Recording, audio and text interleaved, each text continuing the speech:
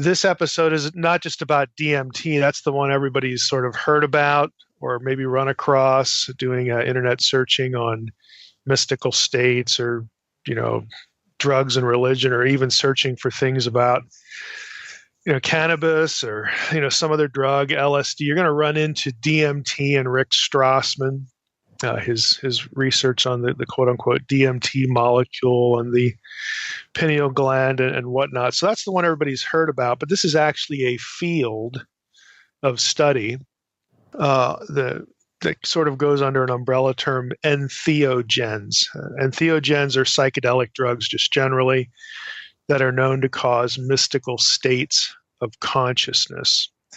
And there's actually a lot of work done on this, and a lot of recent work that we were sort of able to tap into. We went a little bit overboard on the articles. When I sent them all out to you, by the way, I just thought that you'd end up saying, "Oh yeah, let's do the topic," and then cherry pick the articles. But nobody did that, so it's like, okay, I guess we're going to read them all. One of them was sort of a popular piece that, for those listening, I guess I could recommend, just to sort of get your feet wet here to know what in the world we're talking about. And that is Peter Bebergal's Mystics Under the Microscope. That one is publicly accessible. I'm going to have these listed on the episode page. Some of these will be accessible, others will not because they're scholarly journal articles. One or two of those, might be. So that's sort of an introductory piece to introduce the subject. And then we read Entheogens, Mysticism, and Neuroscience by Ron Cole Turner. That comes from the journal Zygon. That's Zygon, volume 49, September 2014. And that particular volume actually had a number of articles on this topic. Zygon is a scholarly journal that deals with the interface of religion and science, just generally, but again, for that particular issue, they put a special emphasis on this. Another article from that issue was By Its Fruits, ? Mystical and Visionary States of Consciousness Occasioned by Entheogens by Leonard Hummel. And then we also read something a little bit older.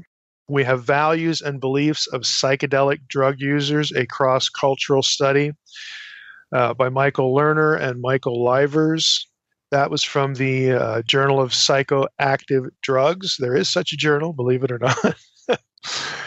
Then we read a preliminary survey of paranormal experiences with psychoactive drugs. This is by David Luke and Marios Kitinis. That's from the Journal of Parapsychology. And then there were two reviews. There was of Rick Strassman's book. One was by Thomas Roberts from Northern Illinois University, and there was another one by Alan Hirschfield. And then the last article was Here and Now, Discovering the Sacred with Entheogens by William Richards. And that was from the same issue of Zygon in 2014. So three of these are from 2014. So pretty recent. And it sort of covers the gamut. They do a survey of the research that's been done up to this point, but really the discussion focuses on what are the implications here. None of these articles were studies where people were given drugs, as I recall, but there were some surveys about people who had taken various entheogens and sort of surveying their responses, answering a number of questions. Did this or that happen to you? Or, did you have this or that experience? Or how did you feel? So on and so forth. So there was a lot of that. But as far as recent controlled, clinical study where people are actually, given, a drug, Strassman is actually pretty recent there. There have been others that Bebergal's article refers to. So it's something that I think we can say, if we're reading material in 2014, this is sort of the state of the question. And just to get us into the question, I would, in the summary, I put things like this. Do entheogens simply affect part of the brain and its chemistry, triggering new states of consciousness from inside your head? Or do these drugs separate consciousness from the organ of the body we call the brain, verifying that consciousness is distinct from the brain? You can see right away that this subject not only gets you into, oh, people who take this drug had XYZ experience. Does that align with religious experience in the Bible or in early Christianity or other religions? That's one question, but you can see how it relates to the whole mind-body problem. Okay, are you your brain, or are you in your are you the thing that we think of as the soul, consciousness we'll use? Is that distinct from the brain? So this takes us into that question as well. And when people encounter the divine or God or Jesus or some other supernal being, that whole mind-body problem becomes a real important issue. I could state it this way in a question. Are God and other supernal beings experienced by people under the effect of entheogens just a product of the brain, or are they entities to be experienced by unhindered consciousness? So again, the mind-body problem is a big deal here. So I'm going to open it up before I kind of chime in here with my Debbie Downer sort of comments. I put it that way because I've not only never experienced anything like this, any drug-induced state, but I don't even know anyone that I could sort of talk to about this. I don't know if any of our panel, where they would fall out on either of those things. But I look at it as, well, I haven't had any experience, so it just feels like I'm completely outside the discussion. And, because of that, I look at it and think, well, my faith has nothing to do, zero, with some experience, some mystical experience, some ecstatic experience, some paranormal experience, zero. And I would think of myself as a spiritual person. I mean, I'm a biblical scholar. I'm a believer. I'm a Christian. So there's a wide disconnect for me when it comes to my faith and, again, my study of Scripture, my relationship with the Lord, and this subject. So I don't really know how to parse it. It's tough for me to assign importance to it, because I can't share in the experience. And so, having said that, I'll rein myself in here. What did you all think of what you read, and can you offer any commentary as far as how you perceive the importance of this, and maybe some personal anecdote or some insight that you might have with respect to the subject? If you ever got in a conversation with someone about this, what direction would it take? Well, I guess as our resident drug user, I'm just kidding. We always knew there was something special about it. Nobody is shocked. Well, I have a bit of history with some of this kind of stuff, but first of all, when I'm kind of taking in all of there was a lot of material to go over for this episode, and taking it all in, my kind of takeaway from everything was that it still remains like completely subjective, depending on what the person thinks of the experience that's being had by the people being surveyed or interviewed. At the end of the day, it's up to the individual person to decide whether it was a legitimately mystical experience or if it was a product of their own thoughts that get mixed, their history and their worldview and stuff that get mixed up into this hallucinogenic state. But personally, I've never had an experience of that nature where you would call it like mystical. I have had a little bit of personal experience with hallucinogens, and it was, just the classic trippy situation, but nothing that I had an encounter with God or anything like that. I do know people who would say that they have had those types of experiences. Some I would take with a grain of salt, some coming from people who I really trust and know very well. And so it has led me to this place where I look at it from the perspective of, yes, these are hallucinogens. They make you hallucinate, which would imply that these things are not real. You're seeing things that aren't there. But there's this other aspect where it's not just, seeing things. Like in my experience, it was like snowflakes that, got really, really big and really, far out, and then they would hit the ground and they'd make this loud exploding sound. And it was weird, and it was definitely a hallucination. Mm-hmm. Even as I was experiencing it, I knew it was a hallucination. But then there are those other instances where people seem to completely disassociate and disconnect from reality and go to, I would say, like, maybe from their perspective, a different dimensional reality. And they encounter beings and entities, and they experience things. And I'll just share one really quick anecdote from someone who's close to me. I'll just have to take my word for it. Very trustworthy person who many years ago had an experience where it was consuming psilocybin or, magic mushrooms, and had this experience where he encountered aliens.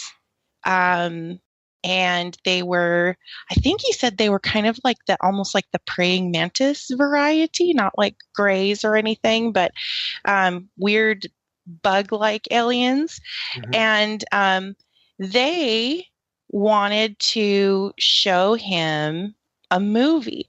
And this is not an uncommon theme where these entities want to show the person a film. And so he watched this movie that actually was sort of the story of humanity through the context of the Bible, starting with Adam and Eve. But the point of the film being shown was that these people were created by the aliens, not by God, and how God was sort of this construct given to humanity to be able to cope with how we were created, but that it wasn't real, that in fact the aliens were responsible. And it turned out to be a very, very disturbing trip for him. He was really upset and ended up having to go and vomit up all of the mushrooms to try to end the trip because it was really scary. And these entities were very aggressively trying to push this agenda to him. Mm-hmm. And this was before he had really looked into any of these kinds of things. Do you remember, did he ever tell you like what year this was? Is there any way for you to know that? I don't know. I'm going to say like it was maybe within the past 10 years or 15 years, something like that. But a little bit of context is that, he was a believer who was someone who kind of was backslidden at the time.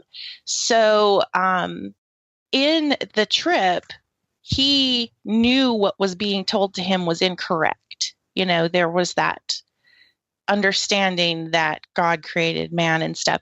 And the entities actually seemed really upset with him. In fact, he says when the trip first started, they were like, "What are you doing here?" They actually said to him, how did you get here? And anyway, so putting all of that into, just understanding who this is coming from and everything, it's one of the most interesting cases to me, just because it was like an attempt. Okay, let's just assume that this was all a spiritual thing. It was like it was an attempt at deception that failed because of the person's inherent belief. But it has stuck with him all of these years as like just this very troubling experience. Did he describe the physical appearance of the entities? I'm just curious. Yeah, he said now I don't know if this was all of them, but the one thing I remember him telling me the most about was that they were like insect-like almost, like at the praying mantis style, weird bug-looking aliens.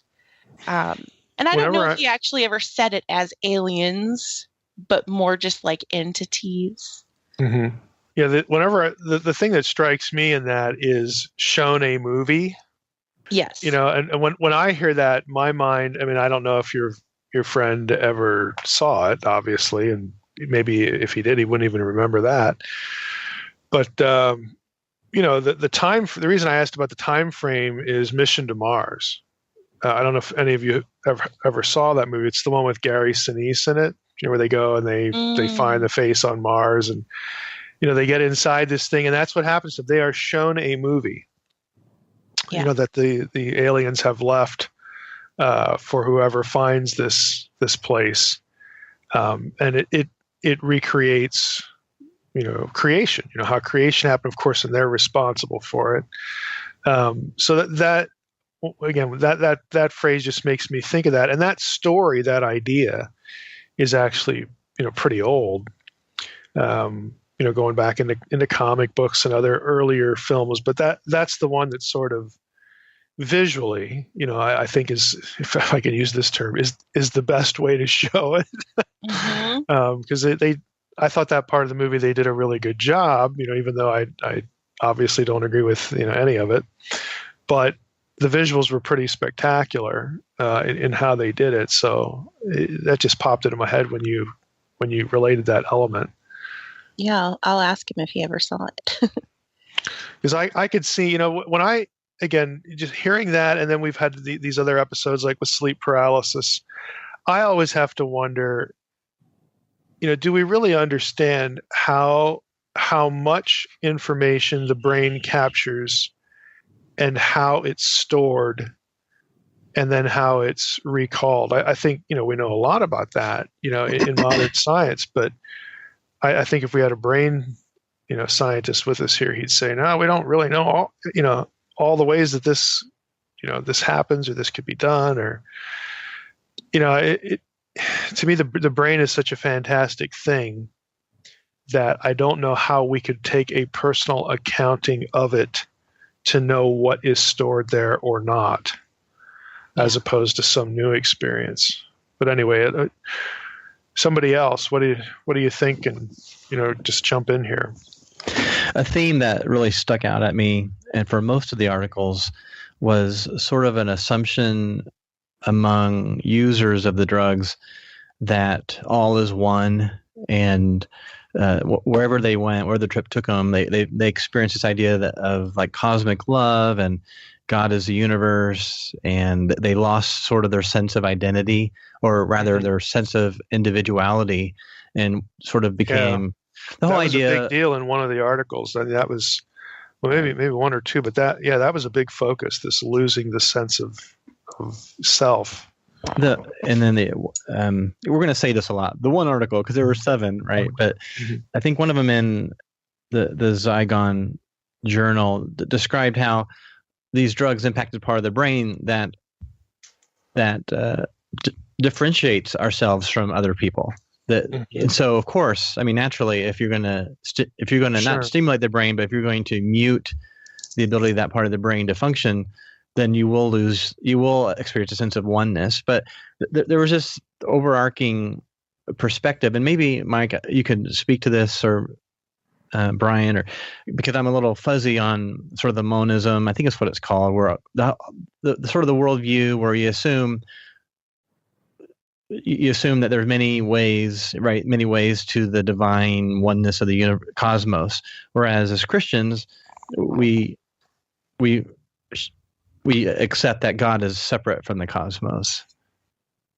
And it seems to me like these people who are using these drugs are just, in several of the articles, were sort of buying into the idea that, well, really, there's many ways to God, and the God is one with the cosmos.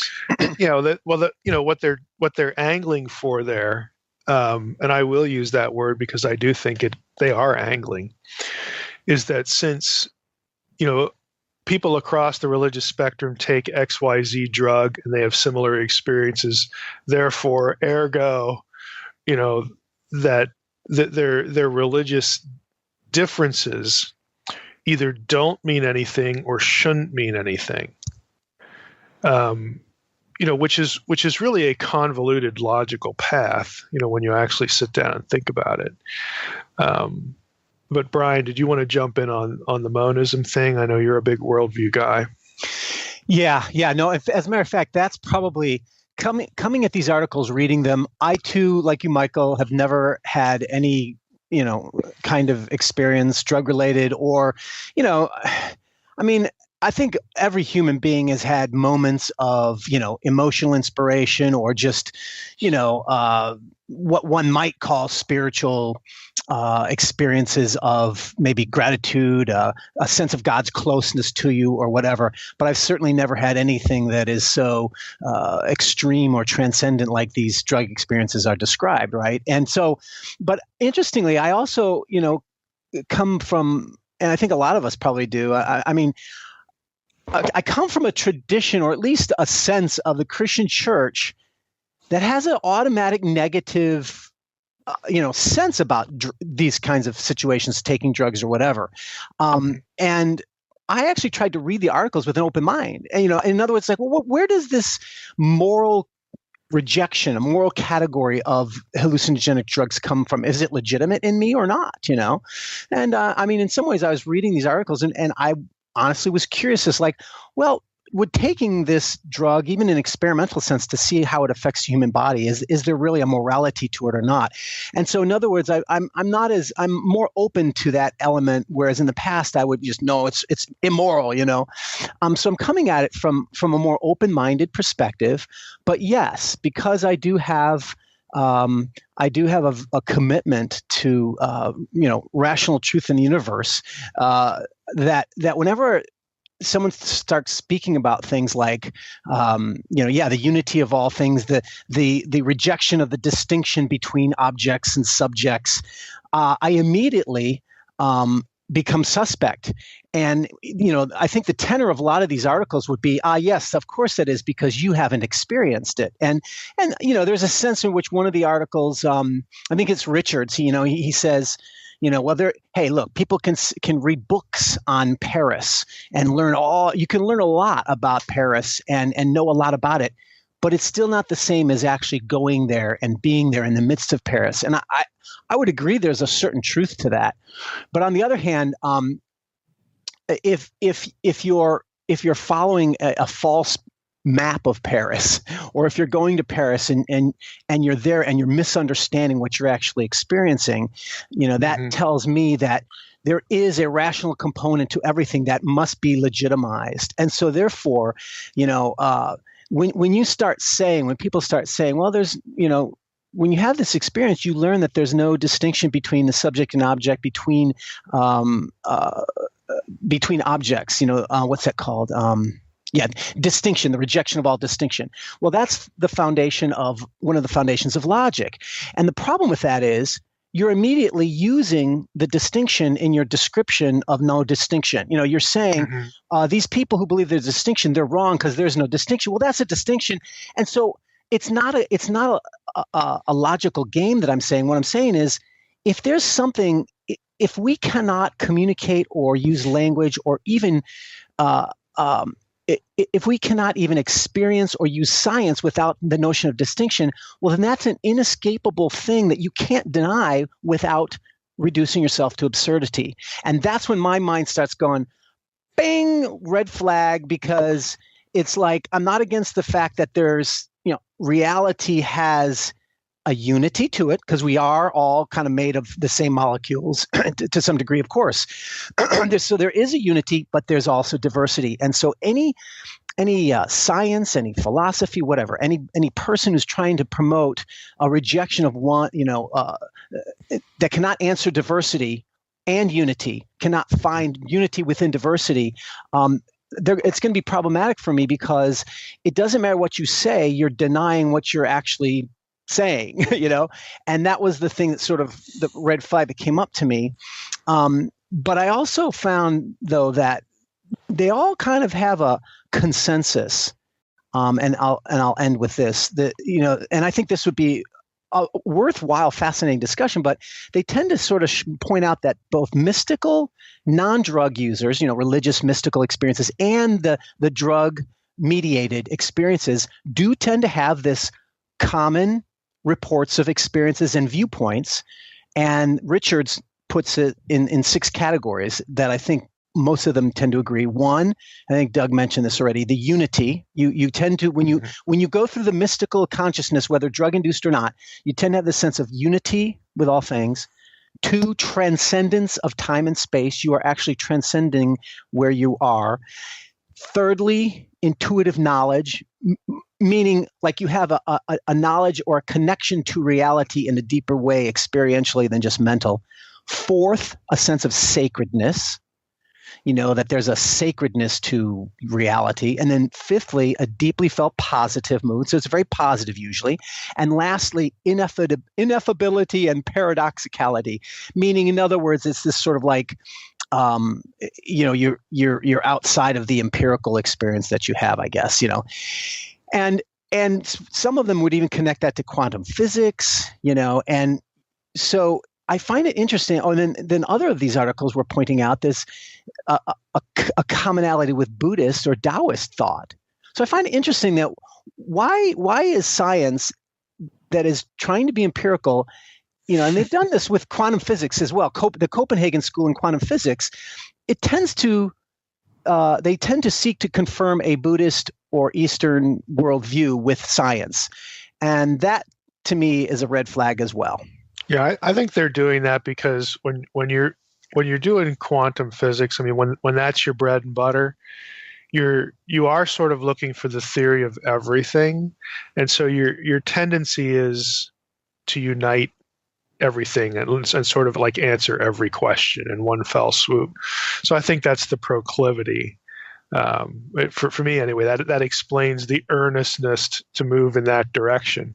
Because if you are looking for a theory of everything, that explains all reality, you're not going to want any outliers. Yeah. So that's just sort of the nature of the inquiry, I guess.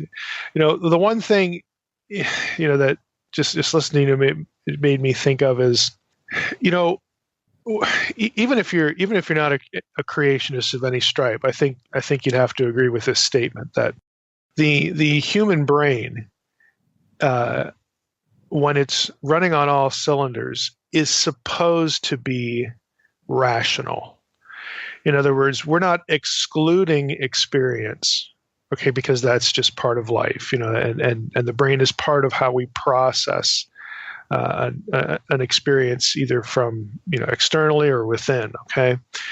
But I'm really struck by the almost virtue that some of these articles place on not paying attention to rationality or transcending it as though it was a lesser thing than experience. And what was really interesting to me is in the Cole Turner article, they talk about how it used to be in the early days of researching, entheogens, that the suspicion was that the drug heightened, the brain function in some way. It stimulated it in an upward sort of way. But he says on page 645, we now know that this is almost completely wrong.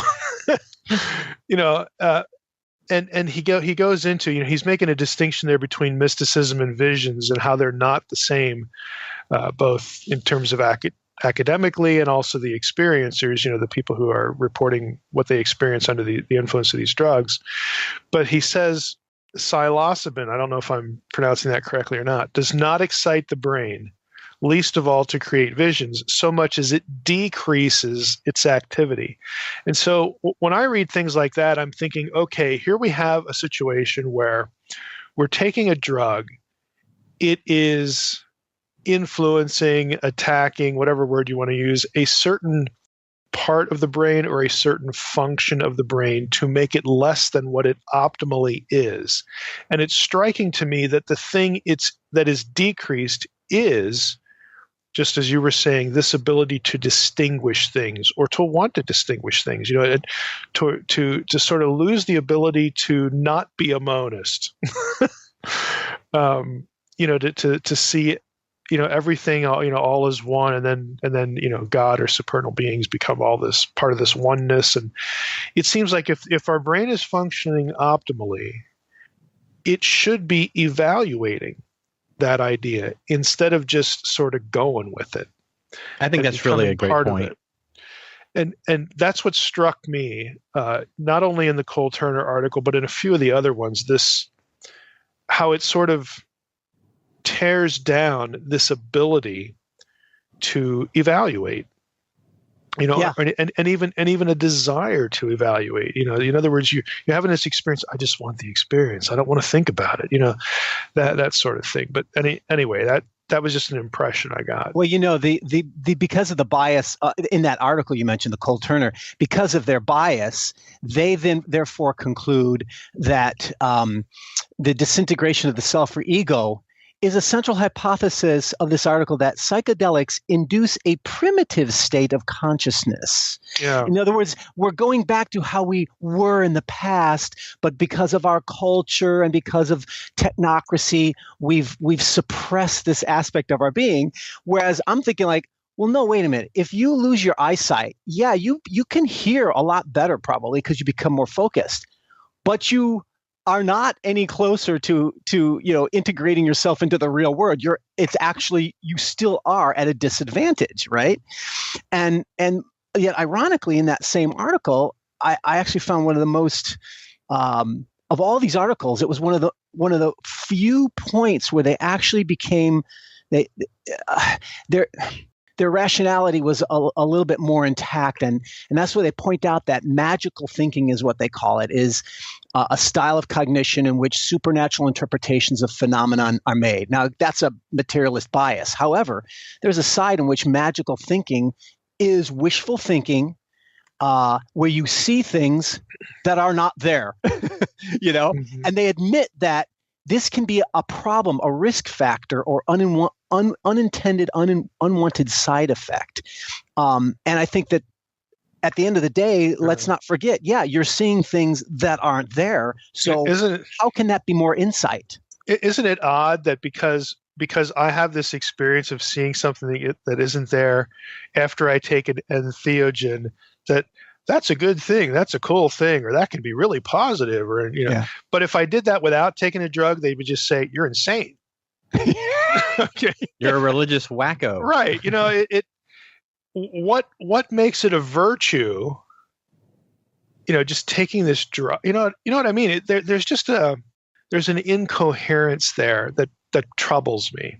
You take the drug to numb part of the brain, and that is achieving enlightenment. Is that's the mentality, right? Rather than which can include symptoms of insanity if you didn't have the drug. Yeah, right. In other words, we are holistic beings. We are empirical beings. We are rational beings, and the proper functioning of us as entities in the universe is the use and integration of all these functions, whether it's all of our senses, as well as our reason, as well as our imagination and our emotions or whatever. But to cripple one aspect of our being is actually become less holistic, which makes us less integrated in the system, is what I would argue. Yeah, actually, that's a boom on that one. That's good. It makes a lot of sense to me. This is a DVD. Yeah. I want to take this in a little different direction. Okay. But I want to do it by piggybacking on what you guys were just saying, and starting with the monism thing. Because as I was reading all these articles, I thought that was kind of the tie that bound them all together. You got guys talking about Zen Catholics, and Paul Tillich, the panentheist, and it's just these things are underlying and really important, I think, for our listeners to, if they're going to read through these articles, just be aware of where these guys are coming from. And Mike, you brought up the mysticism thing, and I had that highlighted right as you were talking about it. And right under that part where he says, we now know that this is almost completely wrong. He talks about the distinction between mysticism and visionary experiences. He says, Mysticism is understood as a state of consciousness that transcends awareness of specific objects, ordinary or visionary. The whole idea there seems to be that they want to become one, with all things, sort of thing. And then the magic thing that Brian brought up, I was reading that a little bit differently. It's almost like in the magic, you are kind of not being one with all things, and you're making some sort of an evaluation about what's going on. You might be right about it, you might be wrong about it, but it's the evaluation itself that's what's so bad. You need to get over that and just be one with all things. Mm-hmm. So as I was reading this, for some reason, it popped into my head a book that I read several years ago, listening to Coast, and I heard that Malachi Martin episode where he starts talking about the demon possession. So I went and I read his book, Hostage with the Devil. And in that book, he tells this story of this dude named Carl, who it's almost exactly the sort of thing that's going on in these articles. And the reason I want to bring this up is this is the different direction I want to take it. He talks about kind of losing self, and all your thingness suddenly of itself became a transparency through which non-thing, the other, clearly appeared. It's just this weird oneness. And that ends up leading this guy to, in the book, and I think it's probably true, he's sort of opening himself up to demon possession, which he eventually is possessed. And then, that's what the book is about. You would want to become one with some other entity. Exactly. And so then I was watching the banned TED Talk that Graham Hancock had a couple years ago. He goes into this whole thing. He gets out of his Atlanta stuff and he starts going down to South America taking ayahuasca. And he gives this TED Talk about it. And in the talk, he's just like militant that, man, we have got to get this stuff legalized so that everybody can, do this. And of course, it'll be good. We'll have it under control, and we'll have it be the doctors that are giving it. But people need to experience this. And let me tell you about this time that I met Mother Ayahuasca. And let me tell you about what she said to me. And let me tell you that people from all over the world have met Mother Ayahuasca. Those kinds of things are, as a Christian, my perspective is that these things may very well be quite real. But they're like forbidden, and we're not supposed to do it because of the extreme danger that we're opening ourselves up to. So, one of the reasons why I think historically Christianity has poo-pooed this is there are a couple of references in the New Testament to pharmakeia, which if you look in a Greek lexicon, this refers to. It usually gets translated sorcery in English Bibles, but it refers to the use of, and we're not given a great number of details, but the use of or the incorporation of drugs, in certain religious practices, again, to induce, certain states, certain experiences. And this was well known in the ancient world. There are plenty of references to pharmakeia and the use of this or that plant, to induce certain states. And it was viewed, negatively by Paul, and he's the one who brings it up. And so within the Christian tradition, you're naturally, going to have this passed on in some form. And so it's no surprise to me that, aside from the cultural factors, that Christianity would historically, divert people away from doing this. It's really interesting. Hummel in his article brings this up about, well, if this introduces us to, real spirituality or, real divinity, and we can meet God, and, well, then how would we use this in church? How would we do this as a community? And he uses the word community a lot. And he says on page 693, to be sure, it is conceivable that in the not too distant future, independent retreat centers defined loosely as Christian, but without official church connections, might emerge, in which Entheogens sessions would be offered as part of a wider program. And he's talking about, he's being upfront, sort of his own feelings about this, and he says, speaking for myself, I cannot endorse the incorporation of such drug use as a regular or recommended Christian practice in this time and in this place, precisely because of the risks noted above. He had been talking about this, involved in both its unregulated and its regulated use. So here you have a guy, he's writing along, about mystical states of consciousness and, entheogens here in Zygon. And he kind of knows where somebody's going to take this. And he's still really concerned, even if it's, like Hancock, if it's carefully regulated, quote unquote, skillfully taken or whatever the buzz phrases are. So he's just being, honest that, this doesn't seem like it's a really good thing. But I got to tell you, again, with this effort to numb the brain or to, the effect of it, to sort of take you away from the will to evaluate something and the ability to evaluate something. I think in our culture, which, it's hard to look at the internet on any given day, or even listen to the news now on any given day, and not have the thought at least fly through my head, we are just fleeing from rationality. I mean, Yeah. we are in a Gadarene rush away from rational thought in so many areas of our culture that I could see this as like 2 thumbs up, man. Let's do that, because not only, don't I have to think about XYZ, but I won't even care anymore, and I'll still get a profound, quote unquote, profound religious experience. So I wouldn't be surprised at all to see, Hummel's writing in 2014, to see that, eventually we're going to see stuff like that. You go to this church or this Christian retreat center, and this is part of what you do. Friday night, with DMT or something, that's just what you do. So I wouldn't be surprised at all.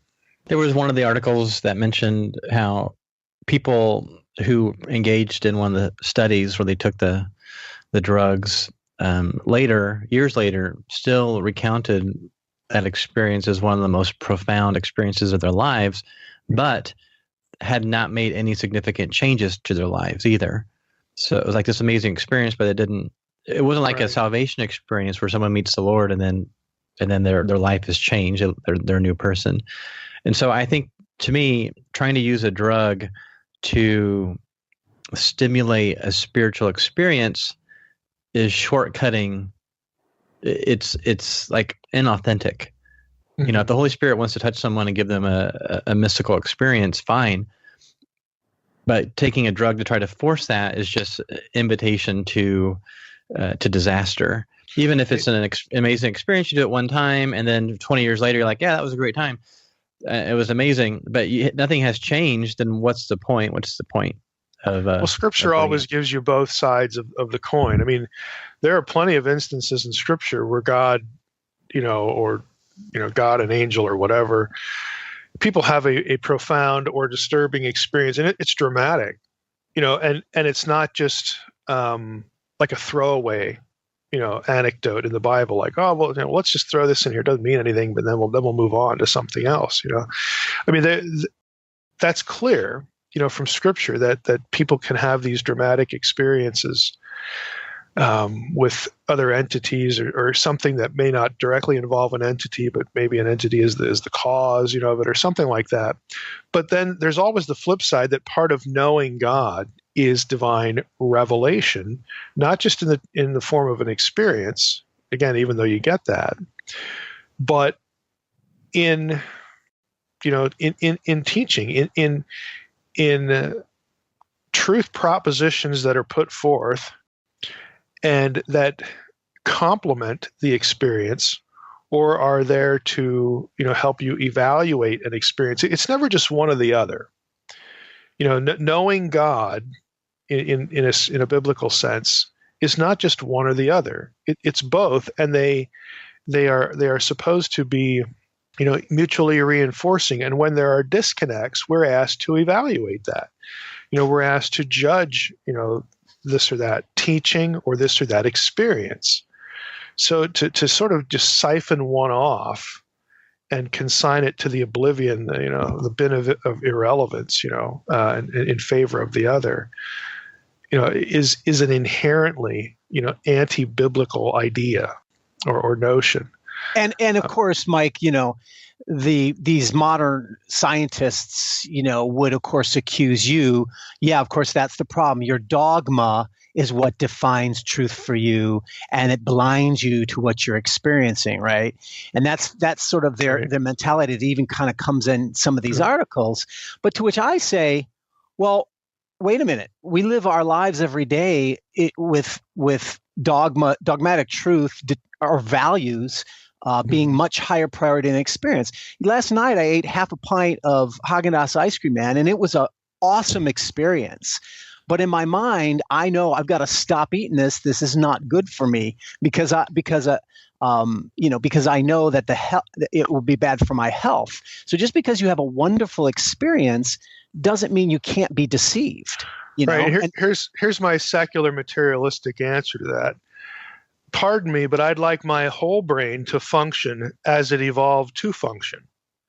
I don't really need to take something that deadens part of my wonderfully evolved brain into functioning less than optimally as Mother Evolution has produced it to function. Maybe you do, but I don't. Uh-huh. That's our faith is pretty rational. It's not an experience. I don't have to have faith to make a rational statement about that. I think what I just said is completely rational. Right. And I don't need, God wasn't in any of those sentences. So, you can think that I'm drawing a conclusion because of dogma, but that just means you didn't hear a word I just said. Again, that's how I'd respond, to somebody who comes up with that.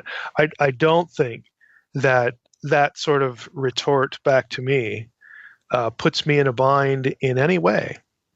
Yeah.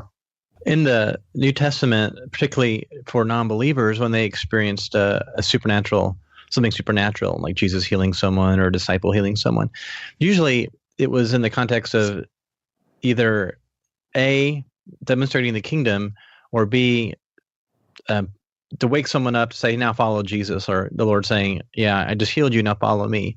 And I think what happens when these people are just doing drugs just to get a quasi-supernatural experience or a religious experience is there's no one afterwards to say, okay, now it's time for you to follow the Lord. Often these people are experiencing messages that take them away from the Lord, or nowhere. They're just they interpret it through a materialist mindset. They have something that sort of shatters their materialist view, but there's no one afterwards to reorient and reframe their worldview to one focused on Jesus. And so to me, that's also why just shortcutting a religious experience by taking a drug is, and it's very potentially extremely harmful, but I don't see a lot of good coming out of it, which is what Hummel's point was also, beside the fact that many people might kill them. Mm-hmm. Agreed. But I want to, so I might be in the minority here, but it's been interesting as we've been doing these Peeranormal episodes. I found myself to be a far more skeptical person than I even thought that I was. Because I think of myself, I always say I have this supremely supernatural worldview and we live in a supernatural world and all of this stuff. But I found throughout the course of these episodes, I am leaning much more skeptical. When it comes to what I read and a lot of what we have talked about in these articles for this subject, everything that's been cited, the propensity for people to feel the sense of oneness, and having these sort of Zen-like experiences that bring them in touch with the universe and all of this stuff. To me, what I kept taking away from all of that is the supernatural nature, that there's something going on, the deceptive nature of what's happening here that is pulling people away from the truth. And I couldn't get away from that. Every single article cites at least once this, more of the Eastern mysticism idea of oneness. And, obviously there is bias because Rick Strassman, the DMT, the spirit molecule, he's a Buddhist, but I couldn't pull my mind away from that every experience seemed to be this deception, like classic deception. Even like, oh gosh, I can't even remember which article it was now, but it was talking about the experiment that was done, I think in the 60s with the Entheogens, the Good Friday experiment. I think that was in part sort of led by Timothy Leary, which was interesting to see his name come up. But, these people were sort of presented as leaning at least Christian, and they too had these mystical experiences of Zen and oneness. And then when they followed up with them many years later, this guy was like, yeah, I still identify as Christian, but it was sort of altered a bit to where he had this he allowed for this idea, this concept of oneness. And I can't pull myself away from thinking that there's something deceptive going on here beyond just brain chemistry. Are you like tracking? Remember back when we did sleep paralysis? We talked about maybe something. This is going to be very loose and imprecise here, but maybe something is going on here that puts a person in a position of vulnerability. Yeah, that's exactly what I thought. Right, to spiritual forces. And so, I take this drug, and it's not that these entities that like, let's just use your friend or whatever, that entities or this thing they saw, it's not that was just inside his head. But, what I hear you sort of, again, leaning toward or proposing, or perhaps, back with the sleep paralysis thing, this is what's coming up here. This is what's surfacing. That when you do this, you can be capitalized upon. Yes. By spiritual forces that would see this as an opportunity, because if what these articles are describing as the effect of the drug, to decrease certain capabilities, to lose your evaluative sense, your sense of individuality, or your natural sort of distance from this oneness thinking. Okay, if that is known, if that weakness is known, is it being exploited? Yes. I get a picture of C.S. Lewis's Screw Tape Letters where, he's writing, the head demon or the powerful demon is writing a letter to the lower demon saying, okay, look, if you see these guys take a mushroom, that is a great opportunity because they're numbing their brain. And so this is a great chance to do, lead them to monism or whatever, and it's just, you're right. It's just, or if they're experiencing sleep paralysis, that's a great time to jump on them. I not that they will, but not that every experience does that, but it's just, I think which is why probably Paul said, hey, don't do drugs. Yes. Well, this is Gadawa. I think that's, in this case, I really do agree with you, Natalina, because, but I got to admit, it's only because we have the biblical basis of what Mike mentioned. If there wasn't the condemnation of sorcery, pharmakia, which is the use of drugs, and that's connected to the opening of the portals to the demonic, if we didn't have that, it would be harder for me to agree with you. But I actually do agree with you precisely because of that. And that's why in this case, that's what solves me as a rational Christian.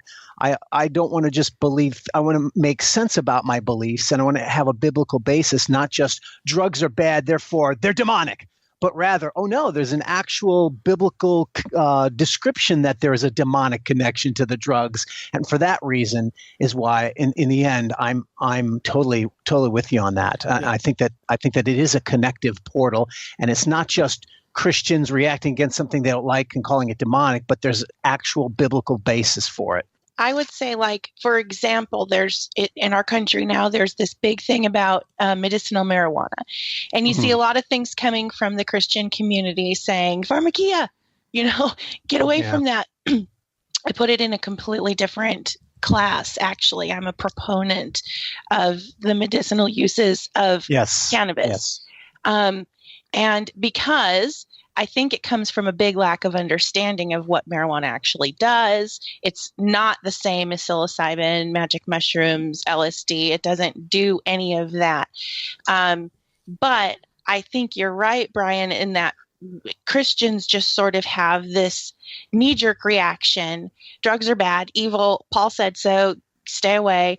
But, when you read about what pharmakia actually is, like Mike mentioned, it is more linked to sorcery. It's like potions that are meant to elicit specifically this mystical experience. And I just think it's very, very, it's like a different class of things. Pharmakia, there's so many Christians I've noticed that think all drugs are pharmakia, and including prescription medication you get from a doctor and all of that. But I would say that pharmakia, as mentioned by Paul and in Scripture, is so much more linked to the mystical sorcery type experience, where it is intended to create this altered response. And for that reason, I do link so much of what we've read with a spiritual component, even though it's physically doing something to your brain chemistry, and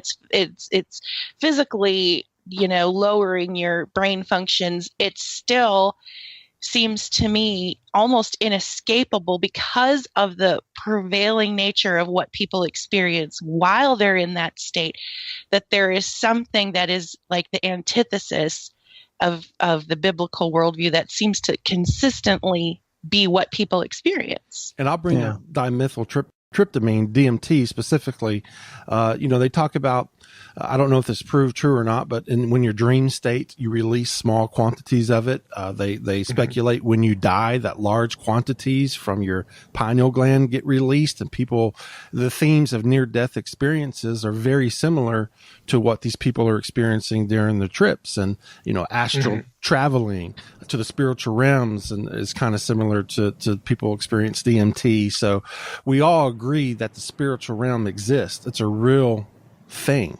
So I find it interesting if DMT, there's a connection there that does open a gateway, or maybe when you die, it's interesting that there's similar themes being experienced, by people, whether they're dreaming near death or they're tripping on DMT. So I find that interesting into the unseen realm, what's going on there.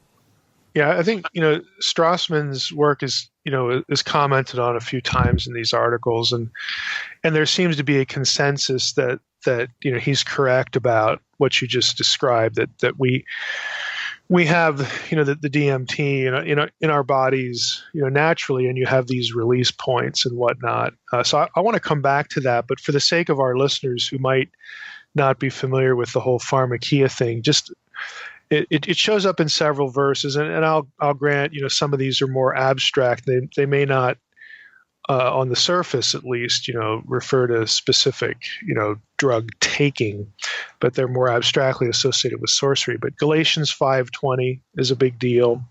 Revelation 9:21, Revelation 18:23, Revelation 21:8. I mean, you have several references to this. And back to what Natalina was saying, this isn't a textual analogy, because you're not going to see pharmakia and the meat sacrifice to idol situation discussed in the same passage. But I think there is a useful analogy there, because, Paul in 1 Corinthians 8, it's like, hey, who cares, if you eat the meat sacrifice idols. 1 Corinthians 10, it's like, don't have fellowship with demons, and the difference is in 1 Corinthians 10, Paul, takes a more dismissive posture to eating the meat that is sold in the marketplace. So you're being distanced from the place where it was sacrificed or the ritual that would have been involved.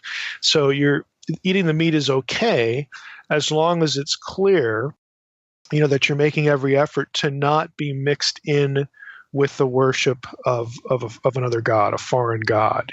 Demon is the word he uses there. And I think this whole thing about Christians rejecting, some Christians anyway, rejecting anything that's a drug, and even the medicinal marijuana thing, I think it's just a useful analogy. if you can disconnect from either the self-destructive elements of drug taking generally, or the legal aspects, or some of the more harsher things, which of course would fit under self-destruction and whatnot. If that isn't what's happening here, and you're certainly not taking a pill, even over the counter kind of thing, with the wish or the hope or the desire or the intention, to do something mystical, to make it a spiritual practice. Well, then again, to me, it's one of those meat sacrifice to idols thing. What your conscience could allow that, within a Christian context. But I know I'm sure there's a couple that want to chime in, but I'm going to read 4 things to you. And one of these is the NDE thing, because I want to get these out here before we go too long. But I'm just going to read 4, I guess, questions or statements, and I want to know how you feel about any one of them, because these are just 4 things that popped into my head reading the articles. So here's number 1. What about the absence of any sort of religious or mystical experience? If you have the absence of that, does that mean you can't be authentically religious? Okay, that's not item number 1. Number 2, there are biblical instances of trance-like states. I think in Paul's case is probably the most obvious one here. But there are many divine encounters that bear little resemblance to what's being described in these articles. What do we make of that? Number 3, what about NDE situations where, to the best of our modern clinical ability, there is no brain activity? In other words, you have a clinical diagnosis of brain death. How can that be synonymous with these drug-induced experiences? If the drug is stimulating or decreasing some sort of brain center, that doesn't seem equatable with no brain function at all. So in other words, how similar are these really to NDEs? I mean, I'm sure there's an overlap, but again, it doesn't seem to be like a one-to-one thing for me. And lastly, number 4, does this emphasis on sort of overt, dramatic, and even bizarre experiences of the divine, or the spiritual world, does the dramatic invalidate experiences of divine activity that are just very normal or indiscernible? And I'm thinking here of just the standard run-of-the-mill guardian angel story. And there are thousands and thousands and thousands of these, where, I was in this tight situation, I'm out on the road at night, and it's snowing and it's raining, and my car's busted down or whatever, and then this guy helps me out, and I turn around to thank him, and poof, he's out of there. It's not dramatic while it's happening. It's only sort of after the fact that you go, holy cow, like, how'd that happen? So does the drug-induced thing, again, the bizarre nature of it, does that somehow invalidate, the quote-unquote normal or even providential divine experience? Again, I don't see why it has to be dramatic to be genuine. So those are 4 things that popped into my head. And feel free to launch in or attack any one of them.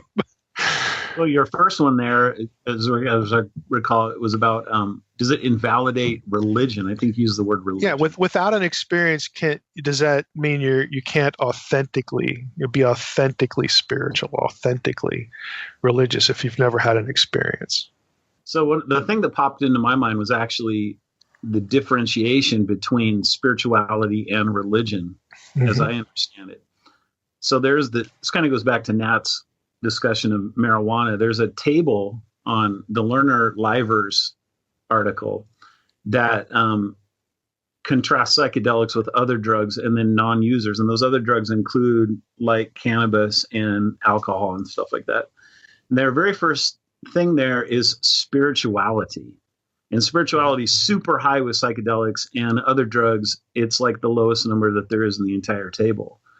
And so that seemed to justify for them, well, this gives you a great spiritual experience. And then the other things in the table are like, they're not outward duties. Like James says, you want to have religion that's undefiled. Why don't you go and take care of widows and orphans in distress and keep yourself from being unstained from the world? The questions that they have are, do you have concern for the environment? And do you have empathy for others? And does it make you more creative? Like they're all states of your mind or something like that you have towards others, but there's no outward concern at all. So like, I don't think there's nothing practical. there's no like second table of the law is what I was thinking. So yeah, it doesn't invalidate true religion in any sense of the word. In fact, it doesn't really speak, if this table is correct, it doesn't really speak at all towards religion. It's just a spiritual state of consciousness.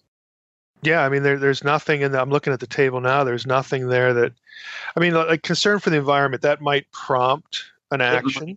Concern for others might, but this is how they ask it. They right, it's more abstract. Yeah, it's more abstract as opposed to, life changing in respect to, well, I need to actively change the way I behave, both in terms of not doing things and doing other things. There's nothing on the table that's really transparently in that direction.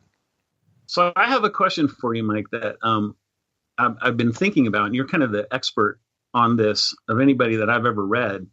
And it's a question that has to do with who it is that comes to the prophets and what it is that he says to the prophets. And I'm thinking about it in response to the psychedelics, and you might meet, your spirit guide or your animal guide or Mother Ayahuasca or whatever. So there's, a lot of them, they seem to describe some kind of an interaction with the being. I'm not sure that maybe what they tell you is important or not, but what's interesting to me is that over and over and over again, you'll have this connection of the word came in a vision, as you point out, like with Abraham. Mm-hmm.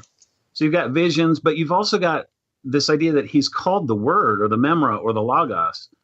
And so I kind of want to know what you think is the significance of that title for the Lord in respect to what we're talking about with regard to drugs, because when he talks to them and when he gives them visions, he's always going back to the covenant that he made with the people, and how they've broken the covenant, and how any kind of future prophecy that he has is usually in relation to that covenant. And it's it's very religious, like I was talking about with James. Yeah. It's the spirituality. So what's the significance of that title word? Well, I can't think. I mean, maybe there is one, and I don't have the Bible memorized here, but I can't think of a divine encounter where God or the angel ever says to the person that they're encountering that the purpose of this encounter is so that you feel something, or that you feel differently.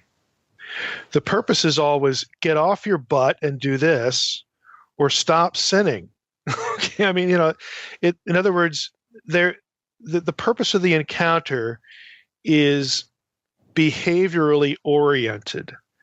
I don't want to leave, I don't want to leave you here and then you just have this sort of sense of wonder or spiritual fuzzy feeling or something like that. No, it's about prompting behavior, and again that's when you typically get into the content of messaging being about, hey, you need to stop doing this, or you need to change your life here and start doing that.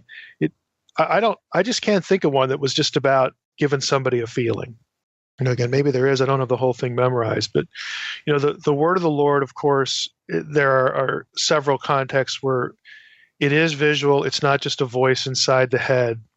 It is the in some cases, like in Jeremiah 1, the embodied Yahweh, the embodied God, because he reaches out his hand and touches the prophet in that passage. So it's a direct divine encounter with a commissioning.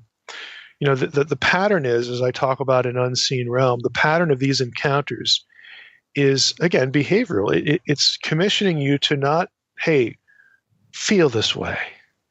No, it's go do this thing. Or you are going to become, because of this encounter, you are going to become my spokesperson. I tend to think that a lot of this religious discussion, defining or conflating religion with a mystical experience, is really results from a reading of the Bible where people don't see the embodied God in some of these passages, and they sort of, want to process the whole thing as feeling oriented. In other words, it's good enough to get a feeling without anybody, including a spiritual being, making any demand on your life at all. And I think that notion, influences the way people think about passages with the prophets. I think also there's sort of a reflexive assumption that when the prophet does get a message, even if it is just oral, even if it's the voice in the head, that, that can't be a real deity speaking to someone inside their head. That must be, again, materialist worldview here. That must be something going on with the brain. That must be a chemical thing. That might be a touch of insanity. That might be taking a drug and now you're having some sort of ecstatic spasm. Okay, in other words, there has to be some natural explanation for it. And that colors not only the perception of what people are reading in the text, but also the way they sort of process, just religion, quote unquote, in general, and any belief in God. Theism maybe is a better word, and that's just not the case. I mean, you'll read in biblical studies about, the prophets, they had bizarre ecstatic experiences and blah blah blah blah blah. Well, if you actually read the passages, that's really unusual. And when you got a guy like Ezekiel that's taken off his clothes and laying on one side for hundreds of days, it's not because he had an ecstatic experience, per se. I mean, he is told to do that by God. And so then that's when people will step in and say, well, that was just inside his head. He was just having some ecstatic experience. God didn't actually tell him to do anything. You see how this goes. And I think, again, that just that perception, that way of processing the material, leads to the kind of thing we're reading here, that, religion isn't life, activity, life change orientation. It's a feeling. Or if we can reproduce some sort of ecstatic experience or some sort of encounter experience in your head, well, there you go. That's all we need. Never really bothering to look at the text and say, there are just some passages where that just does not fit. And when it comes to the behavior, basically none of them fit. But you don't have a very much willingness, I think, to evaluate things very deeply. And so this is kind of what we get, in the discussion. Can I bring up one thing that's kind of off of this topic of, well, I guess not. So obviously it all relates, but changed your mind.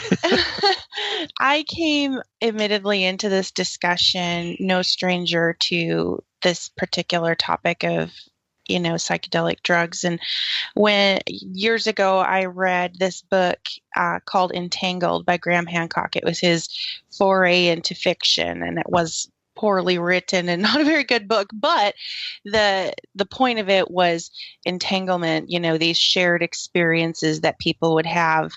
Two separate people would take the DMT and their experience would converge and they'd be together in this altered state. It was very weird and interesting, but apparently all you have to do is go to Google and Google like DMT shared experiences, and there's tons of anecdotes. So I'm not a stranger to this idea of potentially a spiritual connection to what's happening with the drugs. But so what about, for example, MDMA? It was originally used for, or attempted to be used for therapeutic reasons. MDMA is ecstasy, depression, anxiety, things like that. There was this show on National Geographic Channel not too long ago where it talked about how people will go to places where they can take ayahuasca, and these are people with like terrible PTSD or traumatic life experiences that they couldn't get over, and they would take the ayahuasca and they would have this trip and they would suddenly be completely free of this lifelong torment. One really surprising example to me was this man who, I want to say he was like in his 50s, and he'd suffered from cluster headaches, debilitating cluster headaches his entire life, to the point where suicide was not out of the question for him. And he had read about how psilocybin or mushrooms could potentially help with that. And so he started cultivating his own mushrooms at home because he was willing to try anything. And this was like mainstream middle America, non-drug using man. And for the first time in his entire life, he was free of these cluster headaches. He has to do these mushrooms once a month. And as long as he stays on that schedule, he has not even a shadow of these debilitating cluster headaches.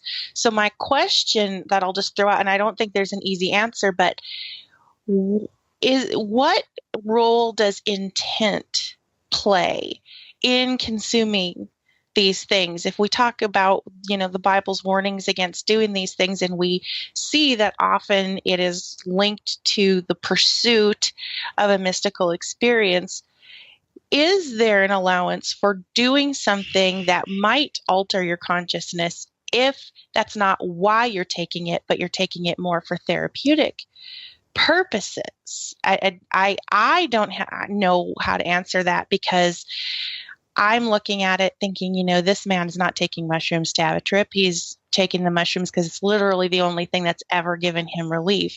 People take ecstasy or MDMA who've dealt with crippling anxiety their whole lives, and they find relief from it. Is there any wiggle room, so to speak, for doing things for therapeutic purposes that might have this side thing of taking you on this wild psychedelic trip? I don't know what the answer to that is. What do you guys think? Well, I think it depends on how your body reacts to a specific medicine. I've had people write into my website, several people who just are convinced that using marijuana has opened up themselves up to spirit entities, and they see spirits and spirits attack them. And so then that's their crusade. Don't do marijuana. And to which I reply, yeah, you shouldn't do marijuana, but not everyone has that reaction when they smoke pot. So, we shouldn't. I think we're really complicated people, and not everyone has cluster headaches. So,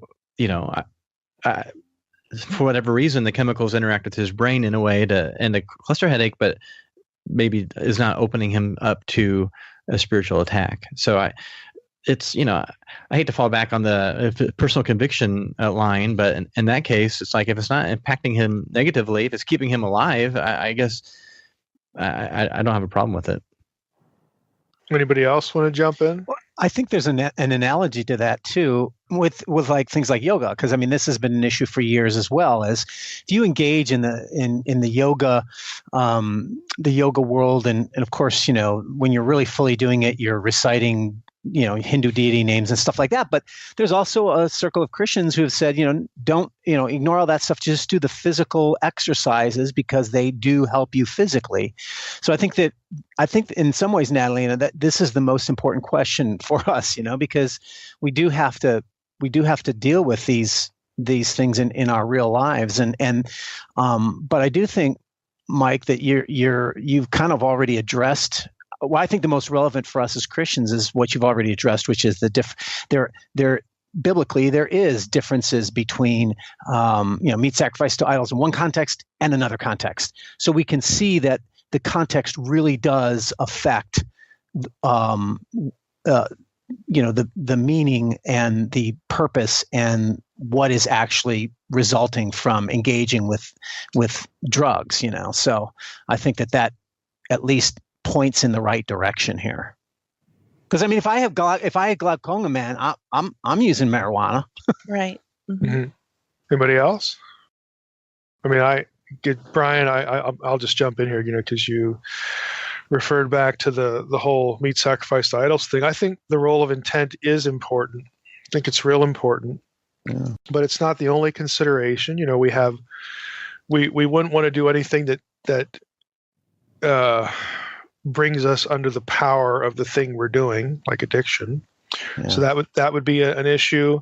Again, your body's reaction. I mean, okay, it gets rid of this thing, but does it cause another problem? Okay, sure. That's an issue. Does it open you to spiritual attack? In other words, when you take this thing, do you have these experiences where you suspect that, or in fact know that you're under spiritual attack? All those things, are factors. The yoga thing I find interesting because, again, this is just me speaking. I won't shock anyone by saying I don't do yoga, but I could see a Christian saying, you know what, I'm going to do yoga and I'm going to basically, strip all this spiritual stuff out of it. To me, that is an act of defiance to other gods, which I think is a good thing. Stick it to them. No, really, because if that's the spirit in which it is done, and again, there's intent there's conscious intent going on there. I think that's quite different. It's like polemical almost. Yeah, it is like a polemic, and the closest I've come to this is a few months ago. We did some filming. I did some filming for another Christian organization. And we rented out a yoga studio. So people wanted to know, oh, should we rent that out? And, well, we've got these idols sitting around here. It's like, look, we're going to go in there and we're going to do the gospel on video and we're going to stick it to their gods. Okay. That's my attitude. And we're going to be as defiant as we possibly can be, with our content. And if they want to mess with it, well, then we'll just see what happens, So, there's, intent to me really does matter, but again, it's not the only consideration. So I tend to be, if someone came up to me and said, "Hey, I'm thinking about taking this, that, or the other thing, marijuana or whatever," I would. There's a series of questions I would ask them. I don't think it's an all or nothing proposition. One of the things that they say in these articles is that this stuff is not addictive, like some of these other, less, not hallucinogenic drugs are, like cocaine or something like that. And then they come to this conclusion that, under the right circumstances, controlled, all that kind of stuff, that, we really want to see this stuff researched more. And, they really just seem to be advocating it. And I think that what you're saying there, Mike, about there's other considerations, like you think about a guy like Graham Hancock again, and he's taking this stuff and, okay, it's not addictive. And he'll say things like, I had a 20-year addiction to hemp and I went on ayahuasca and I met the mother ayahuasca and she told me to stop it. So I did. It's kind of like, and other people say the same thing, like they'll use LSD to help people get off alcoholism or something like that. But I mean, tell me that Graham Hancock doesn't want to keep going back and taking ayahuasca. I mean, it may not be physically addictive, but there's something to it that makes him want to keep going after it. And that's something that you can't just write down in a journal article about the physical effects of it. Mm-hmm. Yeah, that's a psychological. Hancock would probably use the term spiritual motivation. But again, we're defining spirituality as something that, frankly, just doesn't make any demands of your life. Yeah. It doesn't make you. It doesn't ask you to evaluate certain truth propositions, and it doesn't necessarily ask you to, exercise, true religion as James would define it. So, and I'm not trying to paint, Graham poorly, by saying that. To me, that's just the sort of matter of fact way I kind of look at it. I'm almost tempted to ask him, but he and I have corresponded a little bit on some completely, other, kinds of things. But Interesting. I probably won't bring it up. But it's just I want to make it clear I'm not shooting at him, for that. I would certainly, obviously disagree, but I think he would try to paint it, in a pursuit of spirituality kind of thing, which to me, again, you're using a substitute. It shows an emptiness there. It shows a yearning for something transcendent. But frankly, if it's just happening inside your head, how transcendent is that? And again, you can get into all sorts of these, go round and round with these arguments. And I'll grant, okay, this might be something that's not just inside your head. It might be, releasing your consciousness, and he might not be a materialist and all that sort of thing.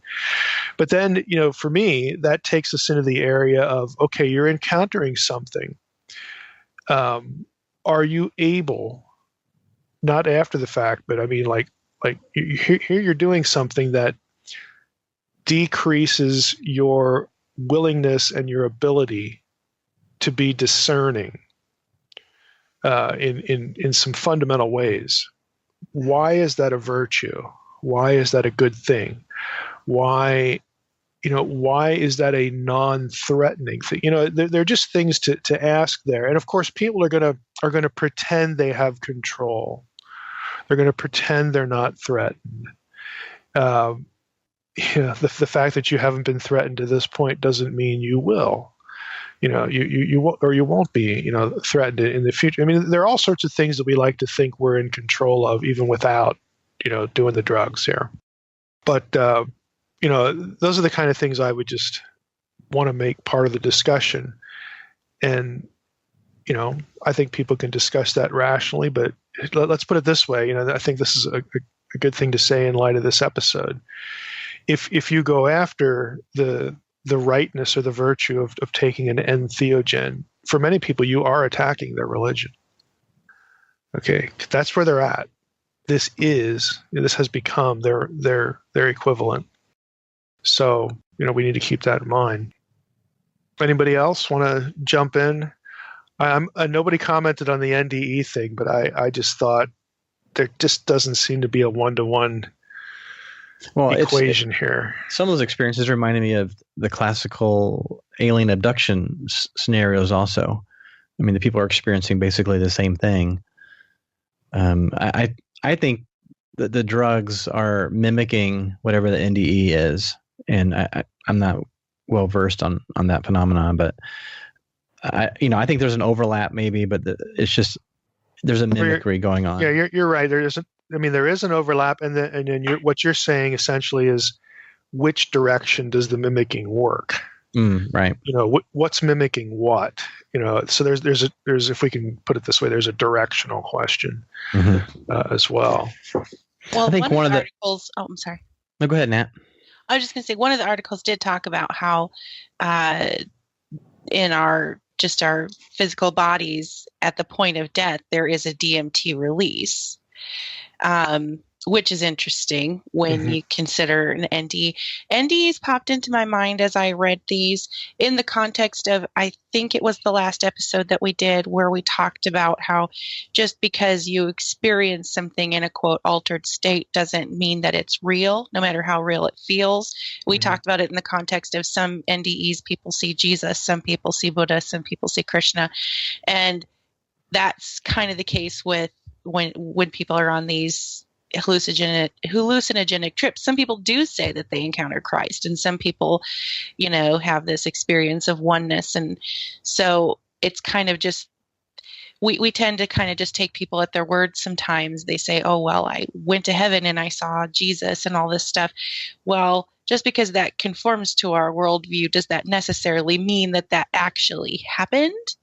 Or is it still potentially a hallucination? So that's kind of the context that it came to me as I was reading this stuff. Yeah, in Robert's review of Strassman's DMT, the spirit molecule, he says Strassman's most interesting religious speculations concern the pineal gland, its possible role in the spiritual experience. Combining modern brain research and Tibetan Buddhist teachings, Strassman speculates that the soul may enter the body in the 49th day of gestation, and talks more about the development of the pineal gland and DMT being released. I'm curious. I would want to ask Dr. Strassman what his feelings are about abortion if the soul enters the body on the 49th day of gestation, based on brain research and Tibetan Buddhist teachings. Yeah. Yeah, that would be a really good question. Are you suggesting he may want to reconsider that speculation? Well, it's just, I don't know. Yeah, I read that too, and I thought, well, at least he's not a materialist. If he's talking soul entering the body, that's good, But yeah, that's a really good question. It'd be a good question to ask. Another takeaway, just for my fellow charismatics, would be in Hummel's article about By Its Fruits, looking at the fruit of religion versus the fruit of taking these drugs. One of the arguments for using drugs in a Christian context is that, well, it creates an environment where you can experience God and maybe some good come out of that. And I'm with Hummel. I think that's deeply not a good idea. But it's just the whole idea of creating an environment to experience God in some of our worship settings where we dim the light, even in classical sort of Gothic churches where it's dark and it's, you sense otherness when you walk into a cathedral with the stained glass or whatever. And in modern churches where they darken the lights and they have the smoke and they have the lights and music to create a sort of an environment for worship. I think that's fine, but we need to be cautious of not doing what the drug does, shutting down the higher reasoning and shutting down the separateness, what our brain functioning. Like Christianity is not a pure spiritual thing. It's us on earth doing the pure religion, serving the poor, serving others, being in community as individuals, and serving God and pursuing Jesus and bringing the kingdom and all that. So I think like creating an environment is fine as long as we're not creating a cult, if that makes sense.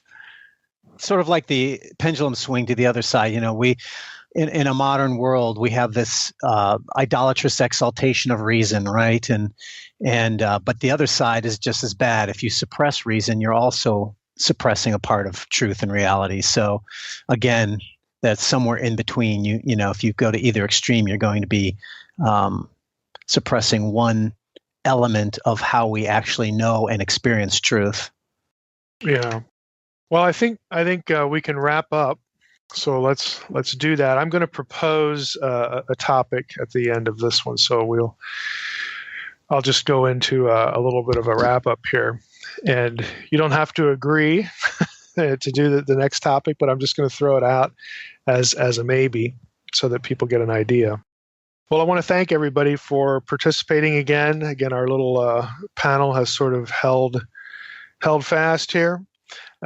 This is it's an interesting topic. Again, I admitted my distance from it at the beginning, but the questions, the readings were good. The questions were certainly good. I think the discussion was well worth it. Again, even though I can't, in some ways, really completely relate to the topic, but I appreciated some of the insights, that the rest of you were able to put into it, at least for me anyway.